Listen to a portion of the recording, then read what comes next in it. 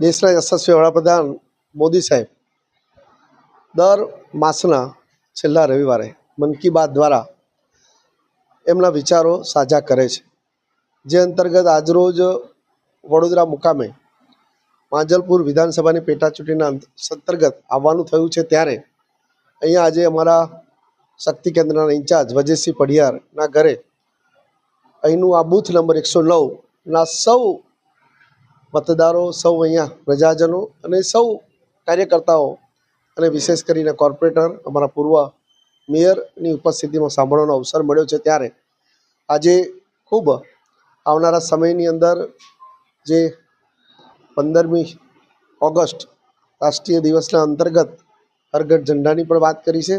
વિશેષ કરીને આપણા જે મોદી સાહેબ છે એ દેશમાં જે નવા વિચારો છે એ નવા વિચારો સાથે સૌને જોડવાનો અને નવા વિચારો સાથે સૌને પ્રેરણા મળે એ દિશામાં મન કી બાતમાં વિશેષ વાત કરે છે।